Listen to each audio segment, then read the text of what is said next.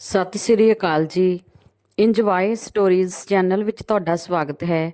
ਸ਼ੁਰੂ ਕਰਦੇ ਹਾਂ ਅੱਜ ਦੀ ਕਹਾਣੀ। ਮੇਰਾ ਨਾਮ ਮਮਤਾ ਹੈ। ਅਸੀਂ ਦੋ ਭੈਣ ਭਰਾ ਸੀ। ਮੇਰੇ ਮਾਤਾ ਪਿਤਾ ਦਾ ਦੇਹਾਂਤ ਹੋ ਚੁੱਕਿਆ ਸੀ। ਭਰਾ ਦਾ ਵਿਆਹ ਵੀ ਹੋ ਚੁੱਕਿਆ ਸੀ। ਉਹਨਾਂ ਨੇ ਆਪਣੀ ਪਸੰਦ ਦੀ ਕੁੜੀ ਨਾਲ ਵਿਆਹ ਕਰਵਾਇਆ ਸੀ।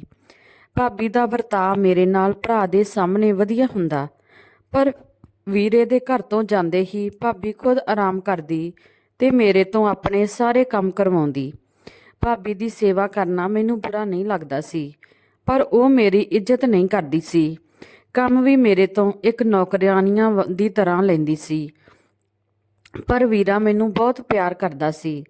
ਘਰੇ ਆਉਂਦੇ ਹੀ ਪਹਿਲਾਂ ਮੈਨੂੰ ਆਵਾਜ਼ ਦਿੰਦੇ। ਭਾਬੀ ਤੋਂ ਇਹ ਸਭ ਬਰਦਾਸ਼ਤ ਨਾ ਹੁੰਦਾ, ਇਸ ਲਈ ਉਹ ਮੈਨੂੰ ਨੀਚਾ ਦਿਖਾਉਣਾ ਚਾਹੁੰਦੀ ਸੀ। ਇੱਕ ਵਾਰ ਵੀਰਾ ਕੰਮ ਦੇ ਲਈ ਸ਼ਹਿਰ ਤੋਂ ਬਾਹਰ ਗਿਆ ਹੋਇਆ ਸੀ। ਜਦੋਂ ਇੱਕ ਦਿਨ ਭਾਬੀ ਨੇ ਆਪਣੀਆਂ ਕੁਝ ਸਹੇਲੀਆਂ ਨੂੰ ਘਰੇ ਖਾਣੇ ਤੇ ਬੁਲਾ ਲਿਆ। ਭਾਬੀ ਨੇ ਮੇਰੇ ਤੋਂ ਸਭ ਕੰਮ ਕਰਵਾਏ। ਮੈਂ ਬਿਨਾਂ ਕੁਝ ਬੋਲੇ ਸਭ ਕੰਮ ਕਰਦੀ ਰਹੀ। ਭਾਬੀ ਆਪਣੇ ਦੋਸਤਾਂ ਦੇ ਨਾਲ ਮਗਨ ਸੀ।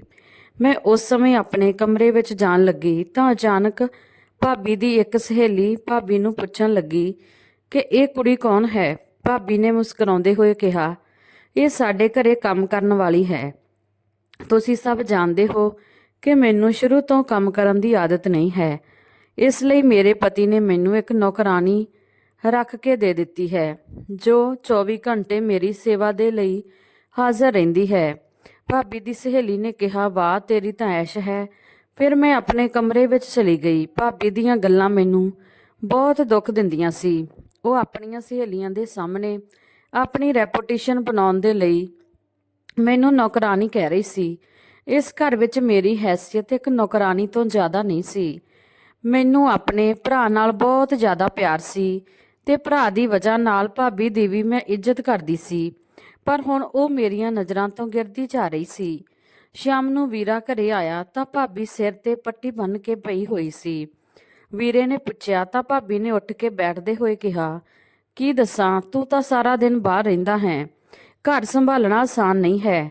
ਸਾਰੇ ਕੰਮ ਮੈਂ ਇਕੱਲੀ ਕਰਦੀ ਹਾਂ। ਇੰਨਾ ਵੱਡਾ ਘਰ ਹੈ ਤੇ ਅੱਜ ਤੁਹਾਡੇ ਪਰਿਵਾਰ ਦੇ ਮਹਿਮਾਨ ਆਏ ਸੀ। ਉਹਨਾਂ ਦੀ ਆਓ ਭਗਤ ਕਰਦੇ ਕਰਦੇ ਮੇਰੀ ਤਾਂ ਢੂਈ ਟੁੱਟ ਗਈ। ਭਾਬੀ ਨੇ ਇੰਨੇ ਭੋਲੇਪਨ ਨਾਲ ਝੂਠ ਮਾਰਿਆ ਸੀ ਕਿ ਵੀਰਾ ਸੱਚ ਸਮਝ ਬੈਠਾ। ਵੀਰੇ ਨੇ ਕਿਹਾ ਕਿ ਵਰਿੰਦਰ ਵੀਰਾ ਆਇਆ ਸੀ ਆਪਣੀ ਫੈਮਿਲੀ ਦੇ ਨਾਲ, ਪਰ ਉਹਨਾਂ ਨੇ ਮੈਨੂੰ ਫੋਨ ਕਿਉਂ ਨਹੀਂ ਕੀਤਾ।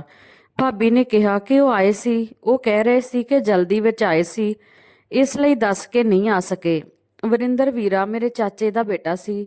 ਕੁਝ ਦਿਨ ਪਹਿਲਾਂ ਵੀਰੇ ਨੇ ਉਹਨਾਂ ਨੂੰ ਘਰੇ ਬੁਲਾਇਆ ਸੀ, ਪਰ ਉਹ ਕੰਮ ਦੀ ਵਜ੍ਹਾ ਨਾਲ ਨਹੀਂ ਆ ਸਕੇ ਤੇ ਹੁਣ ਭਾਬੀ ਨੇ ਝੂਠ ਬੋਲਿਆ ਸੀ।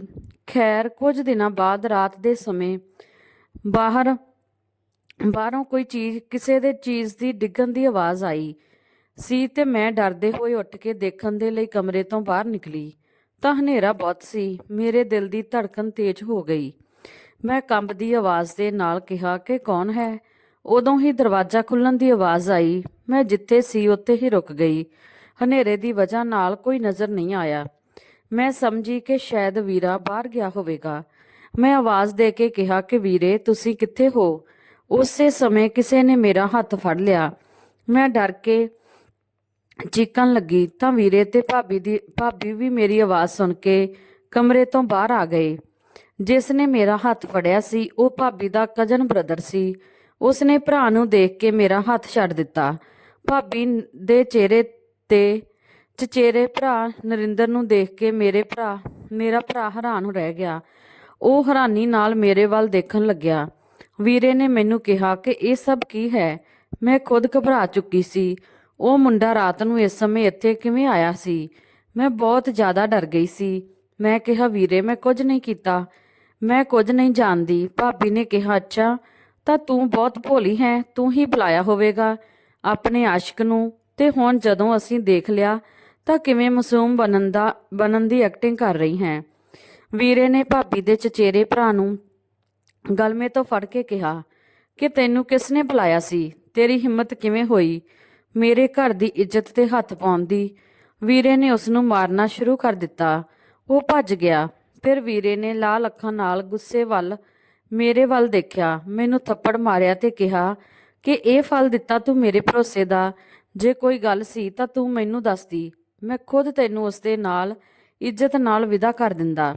ਪਰ ਇਹ ਜੋ ਹਰਕਤ ਤੂੰ ਕੀਤੀ ਹੈ, ਮੈਂ ਸੋਚ ਵੀ ਨਹੀਂ ਸਕਦਾ। ਮੈਨੂੰ ਤਾਂ ਤੇਰੇ ਤੇ ਬਹੁਤ ਮਾਣ ਸੀ ਕਿ ਮੇਰੀ ਭੈਣ ਵਰਗੀ ਕੋਈ ਨਹੀਂ ਹੋ ਸਕਦੀ। ਇਸ ਨੂੰ ਤਾਂ ਬਾਹਰ ਦੀ ਦੁਨੀਆ ਦਾ ਪਤਾ ਹੀ ਨਹੀਂ ਹੈ। ਇਹ ਤਾਂ ਬਹੁਤ ਮਾਸੂਮ ਹੈ। ਪਰ ਨਹੀਂ, ਮੈਂ ਗਲਤ ਸੋਚਦਾ ਰਿਹਾ। ਮੇਰੇ ਨੱਕ ਦੇ ਥੱਲੇ ਤੂੰ ਇਹ ਸਭ ਕਰਦੀ ਰਹੀ। ਮੈਂ ਰੋਣ ਲੱਗੀ। ਇਹ ਸਭ ਇੰਨਾ ਅਚਾਨਕ ਹੋਇਆ ਸੀ ਕਿ ਮੈਨੂੰ ਕੁਝ ਸਮਝ ਨਹੀਂ ਆਇਆ। ਮੈਂ ਤਾਂ ਕਦੇ ਸੁਪਨੇ ਵਿੱਚ ਵੀ ਨਹੀਂ ਸੋਚਿਆ ਸੀ ਕਿ ਕੁਝ ਅਜਿਹਾ ਹੋਵੇਗਾ। ਮੈਂ ਕਿਹਾ ਕਿ ਵੀਰੇ, ਮੇਰਾ ਵਿਸ਼ਵਾਸ ਕਰ, ਮੈਂ ਕੁਝ ਨਹੀਂ ਕੀਤਾ। ਮੈਂ ਅਜਿਹਾ ਕੁਝ ਕਰਨ ਦਾ ਸੋਚ ਵੀ ਨਹੀਂ ਸਕਦੀ। ਤੁਸੀਂ ਤਾਂ ਮੈਨੂੰ ਚੰਗੀ ਤਰ੍ਹਾਂ ਜਾਣਦੇ ਹੋ। ਤੁਹਾਡੀ ਭੈਣ ਤੁਹਾਡੀ ਇੱਜ਼ਤ ਦੀ ਖਾਤਰ ਜਾਨ ਦੇ ਸਕਦੀ ਹੈ। ਭਾਬੀ ਨੇ ਅੱਗ ਵਿੱਚ ਘਿਓ ਪਾਉਣ ਦਾ ਕੰਮ ਕੀਤਾ ਤੇ ਕਿਹਾ ਕਿ ਤੁਸੀਂ ਸ਼ੁਕਰ ਕਰੋ ਕਿ ਅਸੀਂ ਸਮੇਂ ਤੇ ਪਹੁੰਚ ਗਏ। ਸਾਨੂੰ ਪਤਾ ਲੱਗ ਗਿਆ, ਨਹੀਂ ਤਾਂ ਇਹ ਤਾਂ ਨਰਿੰਦਰ ਦੇ ਨਾਲ ਭੱਜ ਚੁੱਕੀ ਹੁੰਦੀ। ਮੈਂ ਕਿਹਾ, ਭਾਬੀ ਬਸ ਕਰੋ। ਤੁਸੀਂ ਕਿਸ ਗੱਲ ਦਾ ਬਦਲਾ ਲੈ ਰਹੇ ਹੋ ਮੇਰੇ ਤੋਂ? ਵੀਰੇ ਨੇ ਕਿਹਾ ਕਿ ਬੰਦ ਕਰ ਆਪਣੀ ਬਕਵਾਸ ਤੇ ਮੇਰੀਆਂ ਨਜ਼ਰਾਂ ਤੋਂ ਦੂਰ ਹੋ ਜਾ। ਮੈਂ ਕਿਹਾ, ਵੀਰੇ ਐ ਨਾ ਕਹੋ, ਮੇਰਾ ਕੋਈ ਦੋਸ਼ ਨਹੀਂ ਹੈ। ਮੈਂ ਕੁਝ ਨਹੀਂ ਕੀਤਾ। ਮੈਂ ਨਹੀਂ ਜਾਣਦੀ ਉਸ ਨੂੰ ਕਿਸ ਨੇ ਬੁਲਾਇਆ ਸੀ। ਵੀਰੇ ਨੇ ਕਿਹਾ ਕਿ ਇਸ ਤੋਂ ਪਹਿਲਾਂ ਕਿ ਮੈਂ ਕੁਝ ਕਰ ਬੈਠਾਂ, ਦਫਾ ਹੋ ਜਾ ਇੱਥੋਂ। ਮੈਂ ਰੋਂਦੀ ਹੋਈ ਕਮਰੇ ਵਿੱਚ ਆ ਗਈ। ਵੀਰੇ ਨੇ ਭਾਬੀ ਨੂੰ ਕਿਹਾ ਕਿ ਅੱਜ ਤੋਂ ਬਾਅਦ ਤੇਰਾ ਚਚੇਰਾ ਭਰਾ ਜੇ ਭੁੱਲ ਕੇ ਵੀ ਮੈਨੂੰ ਇੱਥੇ ਨਜ਼ਰ ਆਇਆ ਤਾਂ ਮੈਂ ਉਸ ਨੂੰ ਜਾਨ ਤੋਂ ਮਾਰ ਦੇਵਾਂਗਾ। ਭਾਬੀ ਨੇ ਕਿਹਾ ਕਿ ਤੁਸੀਂ ਟੈਨਸ਼ਨ ਨਾ ਲਓ, ਮੈਂ ਸਵੇਰ ਹੀ ਜਾ ਕੇ ਉਸ ਨੂੰ ਸਮਝਾ ਕੇ ਆਉਂਦੀ ਹਾਂ। ਵੀਰੇ ਨੇ ਕਿਹਾ ਕਿ ਕੋਈ ਜ਼ਰੂਰਤ ਨਹੀਂ ਹੈ ਉਸ ਨਾਲ ਗੱਲ ਕਰਨ ਦੀ। ਇਸ ਤਰ੍ਹਾਂ ਗੱਲ ਹੋਰ ਵਧੇਗੀ। ਤੂੰ ਬਸ ਛੇਤੀ ਤੋਂ ਛੇਤੀ ਮਮਤਾ ਦੇ ਲਈ ਰਿਸ਼ਤਾ ਦੇਖ। ਮੈਂ ਇਸ ਦਾ ਵਿਆਹ ਕਰਕੇ ਇਸ ਨੂੰ ਇੱਜ਼ਤ ਨਾਲ ਵਿਦਾ ਕਰ ਦੇਣਾ ਚਾਹੁੰਦਾ ਹਾਂ। ਮੇਰਾ ਦਿਲ ਚਾਹ ਰਿਹਾ ਸੀ ਕਿ ਜ਼ਮੀਨ ਫਟ ਜਾਵੇ ਤੇ ਮੈਂ ਉਸ ਵਿੱਚ ਸਮਾ ਜਾਵਾਂ। ਇੰਨਾ ਅਪਮਾਨ ਮੈਂ ਬਰਦਾਸ਼ਤ ਨਹੀਂ ਕਰ ਪਾ ਰਹੀ ਸੀ। ਮੈਂ ਚੀਕ ਚੀਕ ਕੇ ਰੋਣ ਲੱਗੀ। ਮੇਰੇ ਭਰਾ ਦਾ ਵਰਤਾਅ ਮੇਰੇ ਨਾਲ ਬਦਲ ਗਿਆ ਸੀ। ਮੈਂ ਕਦੇ ਵੀ ਸੋਚਿਆ ਨਹੀਂ ਸੀ ਕਿ ਮੇਰੇ ਤੇ ਕਦੇ ਅਜਿਹਾ ਸਮਾਂ ਵੀ ਆਵੇਗਾ। ਮੈਂ ਦਰਵਾਜ਼ੇ ਦੇ ਕੋਲ ਬੈਠੀ ਰੋਂਦੀ ਰਹੀ। ਮੇਰੀ ਸਿਹਤ ਖਰਾਬ ਹੋ ਗਈ। ਮੈਨੂੰ ਤੇਜ਼ ਬੁਖਾਰ ਸੀ, ਪਰ ਕਿਸੇ ਨੇ ਮੈਨੂੰ ਦੇਖਿਆ ਤੱਕ ਨਹੀਂ ਸੀ। ਮੈਂ ਜਿਉਂਦੀ ਹਾਂ ਜਾਂ ਮਰ ਗਈ ਹਾਂ। ਉਸ ਦਿਨ ਤੋਂ ਬਾਅਦ ਮੇਰੇ ਭਰਾ ਨੇ ਮੇਰੇ ਨਾਲ ਗੱਲ ਕਰਨੀ ਵੀ ਛੱਡ ਦਿੱਤੀ ਸੀ। ਭਾਬੀ ਮੈਨੂੰ ਰੋਜ਼ਾਨਾ ਤਾਨੇ ਦਿੰਦੀ ਸੀ। ਮੈਂ ਚੁੱਪ ਸੀ। ਹੁਣ ਭਾਬੀ ਵੀਰੇ ਦੇ ਸਾਹਮਣੇ ਮੇਰੇ ਤੇ ਹੁਕਮ ਚਲਾਉਂਦੀ ਸੀ, ਪਰ ਵੀਰੇ ਨੂੰ ਕੋਈ ਫਰਕ ਨਹੀਂ ਪੈਂਦਾ ਸੀ। ਉਹਨਾਂ ਨੂੰ ਮੇਰੇ ਤੋਂ ਇੰਨੀ ਨਫ਼ਰਤ ਹੋ ਚੁੱਕੀ ਸੀ ਕਿ ਮੇਰੇ ਵੱਲ ਦੇਖਣਾ ਵੀ ਪਸੰਦ ਨਹੀਂ ਕਰਦੇ ਸੀ। ਮੈਂ ਉਹਨਾਂ ਦੀ ਇਕਲੌਤੀ ਭੈਣ ਸੀ। ਕਾਸ਼ ਵੀਰਾ ਇੱਕ ਵਾਰ ਮੇਰੇ ਤੇ ਵਿਸ਼ਵਾਸ ਕਰਦਾ, ਮੇਰੀ ਗੱਲ ਸੁਣਦਾ। ਪਰ ਨਹੀਂ, ਵੀਰੇ ਨੇ ਮੇਰੇ ਤੋਂ ਅਜਿਹਾ ਮੂੰਹ ਮੋੜਿਆ ਕਿ ਜਿਵੇਂ ਮੈਂ ਉਹਨਾਂ ਦੀ ਕੁਝ ਲੱਗਦੀ ਹੀ ਨਹੀਂ ਹਾਂ। ਇਹ ਘਰ ਜਿਸ ਵਿੱਚ ਮੇਰਾ ਬਚਪਨ ਗੁਜ਼ਰਿਆ ਸੀ, ਮੇਰੇ ਮਾਂ-ਬਾਪ ਦੀਆਂ ਯਾਦਾਂ ਜੁੜੀਆਂ ਸੀ, ਹੁਣ ਇੱਥੇ ਰਹਿਣਾ ਮੇਰੇ ਲਈ ਮੁਸ਼ਕਲ ਹੋ ਗਿਆ ਸੀ। ਇਹਨਾਂ ਦਿਨਾਂ ਵਿੱਚ ਮੇਰੇ ਭਰਾ ਤੇ ਭਾਬੀ ਨੇ ਮੇਰੇ ਲਈ ਰਿਸ਼ਤਾ ਦੇਖਣਾ ਸ਼ੁਰੂ ਕਰ ਦਿੱਤਾ। ਭਾਬੀ ਜੋ ਰਿਸ਼ਤਾ ਲਿਆਉਂਦੀ ਹੈ ਉਹ ਕਿਸੇ ਵੱਡੀ ਉਮਰ ਜਾਂ ਵਿਆਹੇ ਹੋਏ ਬੰਦੇ ਦਾ ਹੁੰਦਾ ਹੈ। ਮੈਨੂੰ ਆਪਣੀ ਮਾਂ-ਬਾਪ ਬਹੁਤ ਯਾਦ ਆ ਰਹੇ ਸੀ। ਮੈਂ ਰੱਬ ਨੂੰ ਬਹੁਤ ਅਰਦਾਸਾਂ ਕਰਦੀ ਸੀ ਕਿ ਮੇਰੀ ਬੇਗੁਨਾਹੀ ਭਰਾ ਦੇ ਸਾਹਮਣੇ ਆ ਜਾਵੇ। ਮੇਰਾ ਭਰਾ ਜੋ ਮੇਰੇ ਪਾਪਾ ਦੀ ਜਗ੍ਹਾ ਸੀ, ਮੇਰੇ ਤੋਂ ਦੂਰ ਹੋ ਗਿਆ ਸੀ। ਕਾਸ਼ ਵੀਰਾ ਇੱਕ ਵਾਰ ਮੇਰੇ ਤੋਂ ਪੁੱਛ ਲੈਂਦਾ, ਪਰ ਉਸ ਦੇ ਦਿਮਾਗ ਵਿੱਚ ਇੱਕ ਵਾਰ ਵੀ ਇਹ ਖਿਆਲ ਨਹੀਂ ਆਇਆ ਕਿ ਜਿਸ ਭੈਣ ਨੇ ਅੱਜ ਤੱਕ ਕਿਸੇ ਕੁੜੀ ਨਾਲ ਦੋਸਤੀ ਨਹੀਂ ਕੀਤੀ, ਜਿਸ ਨੇ ਕਦੇ ਆਪਣੇ ਕੋਲ ਮੋਬਾਈਲ ਫੋਨ ਤੱਕ ਨਹੀਂ ਰੱਖਿਆ, ਉਹ ਅਜਿਹਾ ਕਿਵੇਂ ਕਰ ਸਕਦੀ ਹੈ। ਭਾਬੀ ਨੇ ਕਿਹਾ ਕਿ ਜਿਵੇਂ ਤੇਰੀ ਭੈਣ ਦੀ ਕਰਤੂਤ ਹੈ, ਮੈਂ ਤਾਂ ਕਹਿੰਦੀ ਹਾਂ ਕਿ ਹੁਣ ਜਿਹੋ ਜਿਹਾ ਵੀ ਰਿਸ਼ਤਾ ਮਿਲੇ, ਇਸ ਦਾ ਵਿਆਹ ਕਰਵਾ ਦੇ। ਮੈਨੂੰ ਤਾਂ ਹਰ ਸਮੇਂ ਇਸ ਦਾ ਡਰ ਲੱਗਿਆ ਰਹਿੰਦਾ ਹੈ ਕਿ ਇਹ ਗੁੱਸੇ ਵਿੱਚ ਆ ਕੇ ਭੱਜ ਨਾ ਜਾਵੇ। ਕੱਲ ਮੈਂ ਅਚਾਨਕ ਛੱਤ ਤੇ ਗਈ ਤਾਂ ਨਰਿੰਦਰ ਬਾਹਰ ਗਲੀ ਵਿੱਚ ਚੱਕਰ ਲਗਾ ਰਿਹਾ ਸੀ। ਹੁਣ ਮੇਰੇ ਤੋਂ ਤੇਰੀ ਭੈਣ ਦੀ ਪਹਿਰੇਦਾਰੀ ਨਹੀਂ ਹੁੰਦੀ। ਵੀਰਾ ਫਿਰ ਤੋਂ ਗੁੱਸੇ ਹੋਣ ਲੱਗਿਆ ਤੇ ਭਾਬੀ ਕਹਿਣ ਲੱਗੀ ਕਿ ਤੁਸੀਂ ਗੁੱਸਾ ਨਾ ਕਰੋ, ਮੈਂ ਤੁਹਾਡੇ ਨਾਲ ਹਾਂ। ਤੇਰੀ ਭੈਣ ਮੇਰੀ ਵੀ ਭੈਣ ਹੈ। ਮੈਨੂੰ ਪਤਾ ਹੈ ਕਿ ਤੁਸੀਂ ਇਸ ਨੂੰ ਕਿਵੇਂ ਪਾਲਿਆ ਹੈ। ਮੈਂ ਸਭ ਸੁਣ ਕੇ ਦਰਵਾਜ਼ੇ ਤੋਂ ਵਾਪਸ ਆ ਗਈ ਤੇ ਆਉਂਦੇ ਹੀ ਬਿਸਤਰੇ ਤੇ ਡਿੱਗ ਕੇ ਰੋਣ ਲੱਗੀ। ਭਾਬੀ ਨੇ ਮੇਰੇ ਚਰਿੱਤਰ ਨੂੰ ਦਾਗਦਾਰ ਕਰਨ ਵਿੱਚ ਕੋਈ ਕਸਰ ਨਹੀਂ ਛੱਡੀ ਸੀ ਤੇ ਵੀਰੇ ਨੂੰ ਆਪਣੀ ਪਤਨੀ ਤੇ ਇੰਨਾ ਵਿਸ਼ਵਾਸ ਸੀ ਤੇ ਉਸ ਭੈਣ ਤੇ ਜੋ ਇੱਕ ਹੀ ਪਿਓ ਦਾ ਖੂਨ ਸੀ, ਉਸ ਤੇ ਇੱਕ ਵਾਰ ਵੀ ਵਿਸ਼ਵਾਸ ਨਹੀਂ ਕੀਤਾ।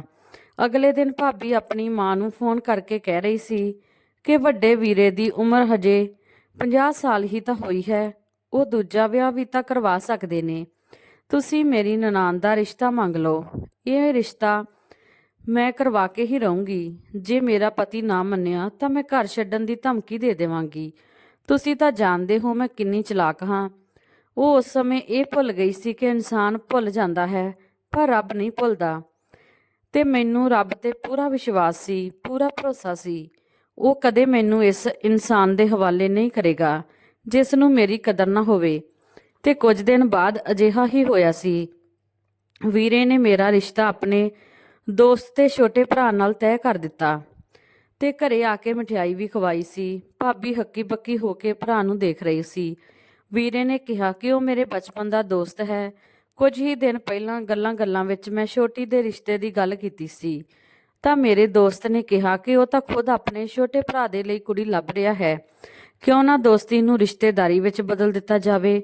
ਇਸ ਲਈ ਮੈਂ ਫੌਰਨ ਹਾਂ ਕਰ ਦਿੱਤੀ। ਭਲਾ ਇਸ ਤਰ੍ਹਾਂ ਦੇ ਚੰਗੇ ਲੋਕ ਕਿੱਥੇ ਮਿਲਦੇ ਨੇ।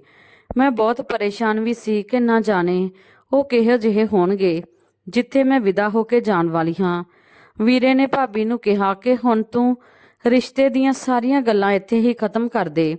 ਹੁਣ ਮੇਰੀ ਭੈਣ ਦਾ ਵਿਆਹ ਹੋਣ ਜਾ ਰਿਹਾ ਹੈ ਤੇ ਮੈਂ ਨਹੀਂ ਚਾਹੁੰਦਾ ਕਿ ਤੇਰੀ ਜ਼ੁਬਾਨ ਦੀ ਵਜ੍ਹਾ ਨਾਲ ਮੇਰੀ ਭੈਣ ਦਾ ਘਰ ਵਸਣ ਤੋਂ ਪਹਿਲਾਂ ਹੀ ਉੱਜੜ ਜਾਵੇ। ਤੇ ਫਿਰ ਕੁਝ ਹਫ਼ਤੇ ਬਾਅਦ ਮੇਰਾ ਵਿਆਹ ਕਰ ਦਿੱਤਾ ਗਿਆ ਤੇ ਮੈਂ ਵਿਦਾ ਹੋ ਕੇ ਸਹੁਰੇ ਆ ਗਈ। ਮੇਰੇ ਸਹੁਰੇ ਸਾਰੇ ਬਹੁਤ ਚੰਗੇ ਸੀ। ਮੇਰੇ ਪਤੀ ਮੈਨੂੰ ਬਹੁਤ ਇੱਜ਼ਤ ਦਿੰਦੇ ਸੀ। ਮੈਨੂੰ ਹੋਰ ਕੀ ਚਾਹੀਦਾ ਸੀ। ਮੈਂ ਜਦੋਂ ਵਿਦਾ ਹੋ ਕੇ ਇੱਥੇ ਆਈ ਤਾਂ ਆਪਣੇ ਪੇਕਿਆਂ ਤੋਂ ਸਾਰੇ ਰਿਸ਼ਤੇ ਖਤਮ ਕਰਕੇ ਆਈ ਸੀ। ਵੀਰੇ ਨੇ ਕਦੇ ਪਲਟ ਕੇ ਨਹੀਂ ਪੁੱਛਿਆ ਤੇ ਨਾ ਹੀ ਕਦੇ ਮੈਂ ਉਹਨਾਂ ਨਾਲ ਗੱਲ ਕੀਤੀ। ਮੈਂ ਚਾਹੁੰਦੀ ਸੀ ਕਿ ਵੀਰੇ ਨੂੰ ਖੁਦ ਅਹਿਸਾਸ ਹੋਵੇ, ਪਰ ਸ਼ਾਇਦ ਵੀਰੇ ਦੇ ਲਈ ਮੈਂ ਇੱਕ ਬੋਝ ਬਣ ਗਈ ਸੀ। ਮੇਰੇ ਪਤੀ ਨੇ ਮੈਨੂੰ ਪਰੇਸ਼ਾਨ ਦੇਖ ਕੇ ਕਈ ਵਾਰ ਪੁੱਛਿਆ ਕਿ ਜੇ ਕੋਈ ਗੱਲ ਹੈ ਤਾਂ ਮੈਨੂੰ ਦੱਸ ਸਕਦੀ ਹੈ। ਹੁਣ ਅਸੀਂ ਪਤੀ ਪਤਨੀ ਹਾਂ ਤੇ ਉਮਰ ਭਰ ਦੇ ਸਾਥੀ ਹਾਂ। ਸਾਡੇ ਦੁੱਖ ਸੁੱਖ ਸਾਂਝੇ ਨੇ। ਪਰ ਮੈਂ ਚੁੱਪ ਕਰ ਜਾਂਦੀ। ਮੈਨੂੰ ਲੱਗਦਾ ਹੈ ਕਿ ਜੋ ਕੁਝ ਮੇਰੇ ਨਾਲ ਹੋਇਆ ਸੀ ਮੈਂ ਆਪਣੇ ਪਤੀ ਨੂੰ ਦੱਸ ਦਿੱਤਾ ਤਾਂ ਉਹ ਕਿਤੇ ਮੈਨੂੰ ਹੀ ਗਲਤ ਨਾ ਸਮਝੇ ਤੇ ਉਹਨਾਂ ਨੇ ਮੈਨੂੰ ਘਰੋਂ ਕੱਢ ਦਿੱਤਾ ਤਾਂ ਮੈਂ ਕਿੱਥੇ ਜਾਵਾਂਗੀ। ਮੈਨੂੰ ਤਾਂ ਮੇਰਾ ਭਰਾ ਵੀ ਘਰ ਵਿੱਚ ਨਹੀਂ ਆਉਣ ਦੇਵੇਗਾ ਤੇ ਲੋਕ ਅਲੱਗ ਮੇਰਾ ਤਮਾਸ਼ਾ ਬਣਾ ਦੇਣਗੇ। ਫਿਰ ਹੌਲੀ-ਹੌਲੀ ਮੈਂ ਸਭ ਖਿਆਲ ਦਿਮਾਗ ਵਿੱਚੋਂ ਕੱਢ ਦਿੱਤੇ ਤੇ ਸਭ ਰੱਬ ਤੇ ਛੱਡ ਦਿੱਤਾ। ਜਦੋਂ ਅਸੀਂ ਆਪਣੀ ਸਾਰੀ ਪਰੇਸ਼ਾਨੀ ਉੱਪਰ ਵਾਲੇ ਤੇ ਛੱਡ ਦਿੰਦੇ ਹਾਂ ਤਾਂ ਬਹੁਤ ਬੇਫਿਕਰ ਹੋ ਜਾਂਦੇ ਹਾਂ। ਅਜਿਹਾ ਲੱਗਦਾ ਹੈ ਕਿ ਜਿਵੇਂ ਸਾਨੂੰ ਕੋਈ ਦੁੱਖ ਤੇ ਕੋਈ ਪਰੇਸ਼ਾਨੀ ਨਾ ਹੋਵੇ। ਮੈਂ ਆਪਣੇ ਪਤੀ ਦੇ ਨਾਲ ਬਹੁਤ ਖੁਸ਼ ਸੀ ਤੇ ਇਸੇ ਵਿੱਚ ਕਦੇ ਕਿਸੇ ਨੇ ਵੀਰੇ ਦਾ ਨਹੀਂ ਪੁੱਛਿਆ ਸੀ। ਮੇਰੇ ਭਰਾ ਦਾ ਦੋਸਤ ਜੋ ਮੇਰਾ ਜੇਠ ਸੀ ਉਹ ਆਪਣੀ ਪਤਨੀ ਦੇ ਨਾਲ ਦੂਜੇ ਸ਼ਹਿਰ ਵਿੱਚ ਜਾ ਚੁੱਕਿਆ ਸੀ। ਉਹਨਾਂ ਦਾ ਟਰਾਂਸਫਰ ਹੋ ਚੁੱਕਿਆ ਸੀ ਤੇ ਘਰੇ ਬਸ ਮੈਂ ਤੇ ਮੇਰਾ ਪਤੀ ਤੇ ਮੇਰੀ ਸੱਸ ਹੀ ਹੁੰਦੇ ਸੀ। ਮੈਂ ਆਪਣੇ ਜੀਵਨ ਵਿੱਚ ਬਿਜੀ ਹੋ ਗਈ। ਇਹਨਾਂ ਦਿਨਾਂ ਵਿੱਚ ਮੇਰੀ ਸੱਸ ਦੀ ਸਿਹਤ ਠੀਕ ਨਹੀਂ ਰਹਿੰਦੀ ਸੀ। ਮੇਰੀ ਸੱਸ ਬਹੁਤ ਚੁੱਪ ਰਹਿੰਦੀ ਸੀ। ਮੈਂ ਉਹਨਾਂ ਦੀ ਸੇਵਾ ਕਰਦੀ ਤੇ ਜਦੋਂ ਉਹ ਮੈਨੂੰ ਬੇਟੀ ਕਹਿ ਕੇ ਬੁਲਾਉਂਦੇ ਤਾਂ ਮੈਨੂੰ ਅਜਿਹਾ ਲੱਗਦਾ ਜਿਵੇਂ ਮੈਂ ਫਿਰ ਤੋਂ ਜਿਉਂਦੀ ਹੋ ਗਈ ਹਾਂ। ਫਿਰ ਮੇਰੀ ਸੱਸ ਨੂੰ ਦੇਖ ਕੇ ਲੱਗਦਾ ਸੀ ਕਿ ਜਿਵੇਂ ਉਹਨਾਂ ਨੂੰ ਕੋਈ ਡੂੰਘਾ ਦੁੱਖ ਹੈ। ਮੈਂ ਇੱਕ ਦਿਨ ਕਿਹਾ ਕਿ ਮਾਂ ਜੀ, ਤੁਸੀਂ ਇੰਨੇ ਉਦਾਸ ਤੇ ਚੁੱਪ-ਚੁੱਪ ਕਿਉਂ ਰਹਿੰਦੇ ਹੋ? ਉਹਨਾਂ ਨੇ ਕੋਈ ਜਵਾਬ ਨਹੀਂ ਦਿੱਤਾ। ਮੈਂ ਸੋਚਿਆ ਸ਼ਾਇਦ ਮੈਨੂੰ ਦੱਸਣਾ ਨਹੀਂ ਚਾਹੁੰਦੇ। ਇਸ ਤੋਂ ਬਾਅਦ ਮੈਂ ਕੁਝ ਵੀ ਜਾਣਨ ਦੀ ਕੋਸ਼ਿਸ਼ ਨਹੀਂ ਕੀਤੀ ਸੀ।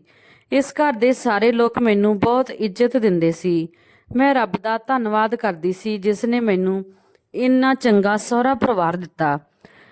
ਮੇਰੀ ਸੱਸ ਦਾ ਵਰਤਾਅ ਕਦੇ-ਕਦੇ ਮੇਰੇ ਨਾਲ ਬਹੁਤ ਖਰਾਬ ਹੋ ਜਾਂਦਾ ਸੀ ਤੇ ਕਦੇ-ਕਦੇ ਉਹ ਅਜਿਹੀ ਬਣ ਜਾਂਦੀ ਜਿਵੇਂ ਉਹ ਮੇਰੀ ਸਕੀ ਮਾਂ ਹੋਵੇ।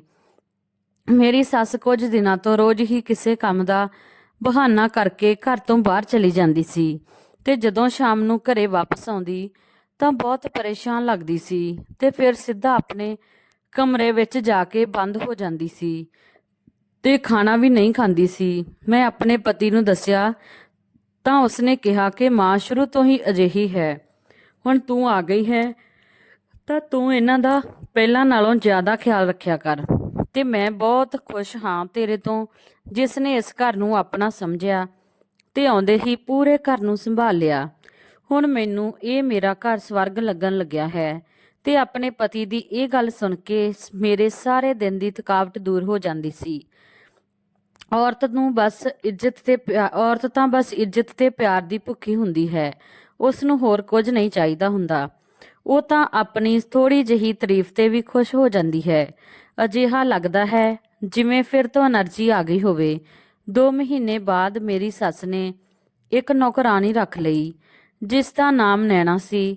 ਉਹ ਦੇਖਣ ਵਿੱਚ ਬਿਲਕੁਲ ਨੌਕਰਾਣੀ ਨਹੀਂ ਲੱਗਦੀ ਸੀ।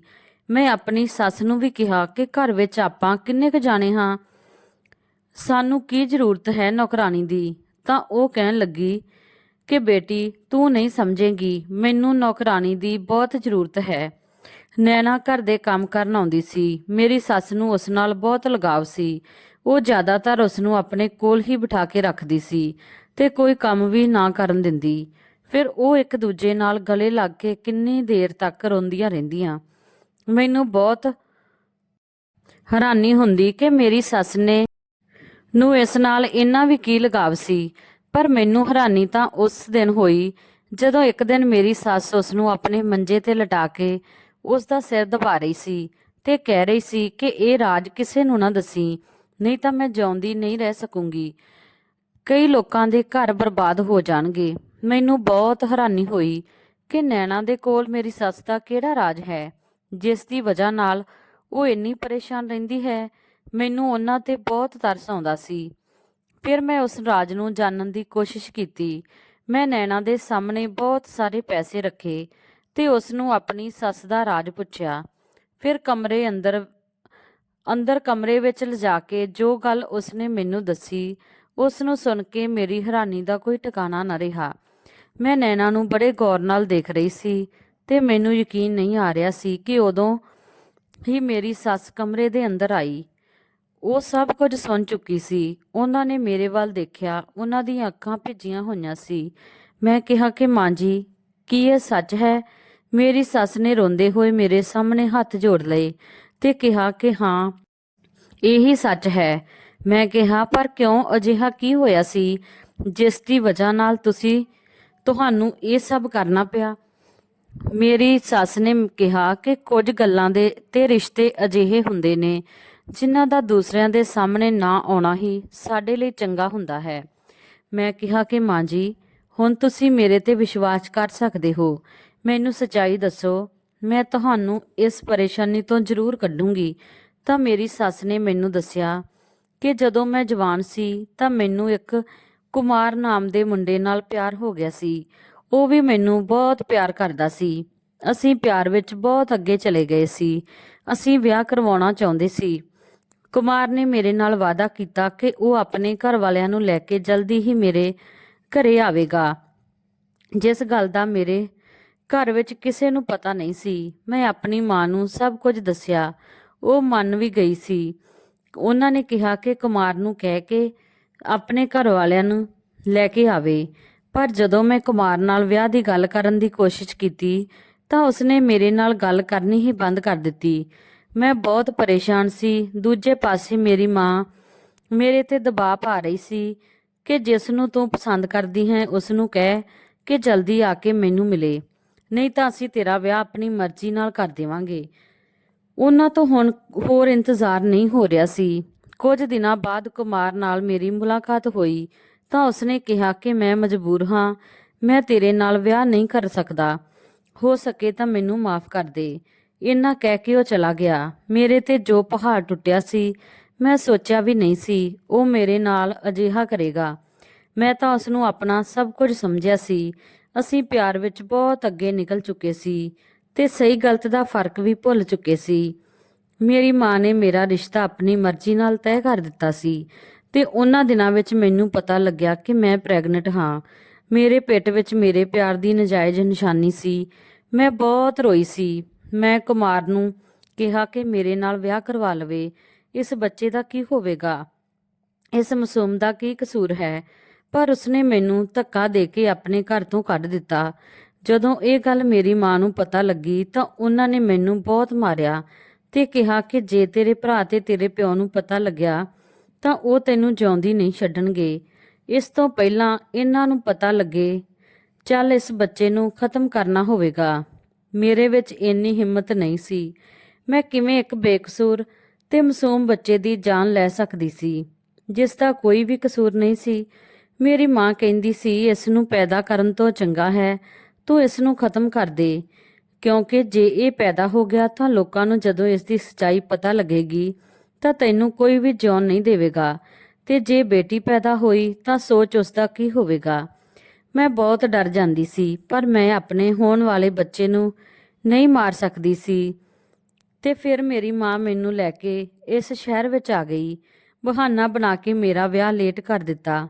ਪਾਪਾ ਨੇ ਬਹੁਤ ਕਿਹਾ, ਪਰ ਮਾਂ ਨੇ ਕਿਹਾ ਕਿ ਮੇਰੀ ਮਾਸੀ ਦੀ ਸਿਹਤ ਠੀਕ ਨਹੀਂ ਹੈ, ਅਜੇ ਮੈਂ ਕੁਝ ਮਹੀਨੇ ਆਪਣੀ ਮਾਸੀ ਦੇ ਘਰੇ ਰਹੂੰਗੀ। ਤੇ ਫਿਰ ਮੇਰੀ ਬੇਟੀ ਪੈਦਾ ਹੋਈ, ਜਿਸ ਨੂੰ ਮੈਂ ਆਪਣੇ ਸੀਨੇ ਨਾਲ ਲਗਾ ਕੇ ਰੋਂਦੀ ਰਹਿੰਦੀ। ਮੇਰੀ ਉਹੀ ਬੱਚੀ ਮੇਰੀ ਮਾਸੀ ਨੇ ਰੱਖ ਲਈ ਸੀ ਤੇ ਮੈਂ ਵਾਪਸ ਘਰੇ ਆ ਗਈ ਸੀ।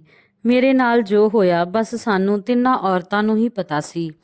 ਹਾਲਾਂਕਿ ਮਾਸੀ ਦੇ ਅੱਗੇ ਪਿੱਛੇ ਕੋਈ ਨਹੀਂ ਸੀ, ਇਸ ਲਈ ਜ਼ਿਆਦਾ ਪਰੇਸ਼ਾਨੀ ਨਹੀਂ ਹੋਈ। ਜਿਸ ਨੇ ਵੀ ਪੁੱਛਿਆ ਤਾਂ ਮਾਸੀ ਨੇ ਕਿਹਾ ਕਿ ਬੱਚੀ ਮੈਂ ਗੋਦ ਲੈ ਲਈ ਹੈ, ਮੇਰੇ ਬੁਢਾਪੇ ਦਾ ਸਹਾਰਾ ਬਣੂਗੀ। ਫਿਰ ਮੇਰਾ ਵਿਆਹ ਇਸੇ ਸ਼ਹਿਰ ਵਿੱਚ ਹੋ ਗਿਆ। ਮੈਂ ਕਦੇ-ਕਦੇ ਆਪਣੀ ਧੀ ਨੂੰ ਮਿਲਣ ਜਾਂਦੀ ਸੀ। ਮੈਨੂੰ ਆਪਣੀ ਧੀ ਤੇ ਬਹੁਤ ਤਰਸ ਆਉਂਦਾ ਸੀ। ਉਸ ਦੇ ਨਾਲ ਬਹੁਤ ਗਲਤ ਹੋਇਆ ਸੀ ਤੇ ਹੁਣ ਕੁਝ ਮਹੀਨੇ ਪਹਿਲਾਂ ਮੇਰੀ ਮਾਸੀ ਦੀ ਮੌਤ ਹੋ ਗਈ ਹੈ। ਮਰਨ ਤੋਂ ਪਹਿਲਾਂ ਉਹਨਾਂ ਨੇ ਮੇਰੀ ਬੇਟੀ ਨੂੰ ਸੱਚਾਈ ਦੱਸ ਦਿੱਤੀ। ਮੈਨੂੰ ਕੋਈ ਰਸਤਾ ਨਜ਼ਰ ਨਹੀਂ ਆ ਰਿਹਾ ਸੀ। ਮੈਂ ਕਿਵੇਂ ਆਪਣੀ ਜਵਾਨ ਬੇਟੀ ਨੂੰ ਆਪਣੇ ਘਰ ਵਿੱਚ ਰੱਖੂੰਗੀ। ਇਸ ਲਈ ਮੈਂ ਇਸ ਨੂੰ ਨੌਕਰਾਨੀ ਬਣਾ ਕੇ ਇੱਥੇ ਲੈ ਕੇ ਆ ਗਈ। ਹੁਣ ਤੂੰ ਵੀ ਤਾਂ ਇੱਕ ਧੀ ਹੈ। ਇੱਕ ਮਾਂ ਦਾ ਮਾਣ ਰੱਖਣਾ। ਜੋ ਗਲਤੀ ਮੈਂ ਜਵਾਨੀ ਵਿੱਚ ਕੀਤੀ ਸੀ, ਉਸ ਦੀ ਸਜ਼ਾ ਬਹੁਤ ਵੱਡੀ ਹੈ। ਮੈਂ ਤੇਰੇ ਅੱਗੇ ਹੱਥ ਜੋੜਦੀ ਹਾਂ, ਤੂੰ ਇਸ ਰਾਜ ਨੂੰ ਕਦੇ ਕਿਸੇ ਨੂੰ ਨਾ ਦੱਸੀ। ਨਹੀਂ ਮੈਂ ਜਿਉਂਦੀ ਮਰ ਜਾਵਾਂਗੀ। ਨਹੀਂ ਤਾਂ ਮੈਂ ਜਿਉਂਦੀ ਨਹੀਂ ਰਹਿ ਸਕਾਂਗੀ। ਮੈਂ ਆਪਣੀ ਸੱਸ ਦੀਆਂ ਸਾਰੀਆਂ ਗੱਲਾਂ ਸੁਣੀਆਂ ਤੇ ਉਸ ਨੂੰ ਕਿਹਾ ਕਿ ਮਾਂ ਜੀ, ਤੁਸੀਂ ਮੇਰੀ ਮਾਂ ਹੋ। ਤੁਸੀਂ ਐ ਸਮਝੋ ਕਿ ਤੁਸੀਂ ਮੈਨੂੰ ਕੁਝ ਵੀ ਨਹੀਂ ਦੱਸਿਆ ਤੇ ਨਾ ਹੀ ਮੈਂ ਕੁਝ ਸੁਣਿਆ ਹੈ। ਅੱਜ ਤੋਂ ਇਹ ਨੌਕਰਾਨੀ ਯਾਨੀ ਤੁਹਾਡੀ ਬੇਟੀ ਇਸ ਘਰ ਵਿੱਚ ਰਹੇਗੀ ਤੇ ਤੁਸੀਂ ਸਭ ਨੂੰ ਕਹਿ ਦਿਓ ਕਿ ਇਹ ਤੁਹਾਡੀ ਮਾਸੀ ਦੀ ਗੋਦ ਲਈ ਹੋਈ ਬੇਟੀ ਹੈ। ਮਾਸੀ ਦੇ ਮਰਨ ਤੋਂ ਬਾਅਦ ਹੁਣ ਇਹ ਸਾਡੇ ਘਰ ਵਿੱਚ ਹੀ ਰਹੇਗੀ। ਤੇ ਦੂਜਾ ਇਹ ਕਿ ਜਦੋਂ ਤੋਂ ਨੈਣਾ ਆਈ ਸੀ, ਘਰ ਵਾਲਿਆਂ ਨੂੰ ਕੁਝ ਪਤਾ ਨਹੀਂ ਸੀ। ਮੇਰੀ ਗੱਲ ਸੁਣ ਕੇ ਮੇਰੀ ਸੱਸ ਨੇ ਕਿਹਾ ਕਿ ਇਹ ਗੱਲ ਤਾਂ ਮੇਰੇ ਦਿਮਾਗ ਵਿੱਚ ਆਈ ਹੀ ਨਹੀਂ ਸੀ। ਮੇਰੀ ਸੱਸ ਮੈਨੂੰ ਬਹੁਤ ਸਾਰਾ ਆਸ਼ੀਰਵਾਦ ਦੇ ਕੇ ਚਲੀ ਗਈ। ਇੱਕ ਮਾਂ ਦਾ ਦੁੱਖ ਬਹੁਤ ਵੱਡਾ ਹੁੰਦਾ ਹੈ ਤੇ ਜੋ ਉਹਨਾਂ ਨੇ ਕੀਤਾ ਸੀ, ਉਸ ਦੀ ਸਜ਼ਾ ਉਹ ਕੱਟ ਚੁੱਕੀ ਸੀ। ਰੱਬ ਤਾਂ ਹਰ ਗਲਤੀ ਮਾਫ ਕਰ ਦਿੰਦਾ ਹੈ, ਪਰ ਇਹ ਦੁਨੀਆ ਬਹੁਤ ਜ਼ਾਲਮ ਹੈ, ਜੋ ਨਾ ਭੁੱਲਦੀ ਹੈ ਤੇ ਨਾ ਭੁੱਲਣ ਦਿੰਦੀ ਹੈ। ਫਿਰ ਮੈਂ ਮਾਂ ਜੀ ਨੂੰ ਪੂਰਾ ਭਰੋਸਾ ਦਿਵਾਇਆ ਕਿ ਤੁਸੀਂ ਬੇਫਿਕਰ ਹੋ ਜਾਓ ਤੇ ਹੁਣ ਸਾਰਾ ਕੁਝ ਰੱਬ ਤੇ ਛੱਡ ਦਿਓ। ਮੈਂ ਮਾਂ ਜੀ ਦੀ ਤਕਲੀਫ ਦੇ ਅੱਗੇ ਆਪਣੀ ਤਕਲੀਫ ਭੁੱਲ ਚੁੱਕੀ ਸੀ। ਤਾਂ ਦੋਸਤੋ, ਇਹ ਸੀ ਜੀ ਆਪਣੀ ਅੱਜ ਦੀ ਕਹਾਣੀ। ਤੁਹਾਨੂੰ ਕਹਾਣੀ ਕਿਹੋ ਜਿਹੀ ਲੱਗੀ, ਲਾਈਕ ਸ਼ੇਅਰ ਕਮੈਂਟ ਜ਼ਰੂਰ ਕਰਨਾ ਤੇ ਚੈਨਲ ਨੂੰ ਸਬਸਕ੍ਰਾਈਬ ਕਰਨਾ ਕਦੇ ਨਾ ਭੁੱਲਣਾ। ਕਹਾਣੀ ਸੁਣਨ ਦੇ ਲਈ ਤੁਹਾਡਾ ਬਹੁਤ ਬਹੁਤ ਧੰਨਵਾਦ। ਮਿਲਦੇ ਹਾਂ ਕਿਸੇ ਨਵੀਂ ਕਹਾਣੀ ਦੇ ਨਾਲ। ਤਦ ਤੱਕ ਲਈ ਸਤਿ ਸ੍ਰੀ ਅਕਾਲ ਜੀ।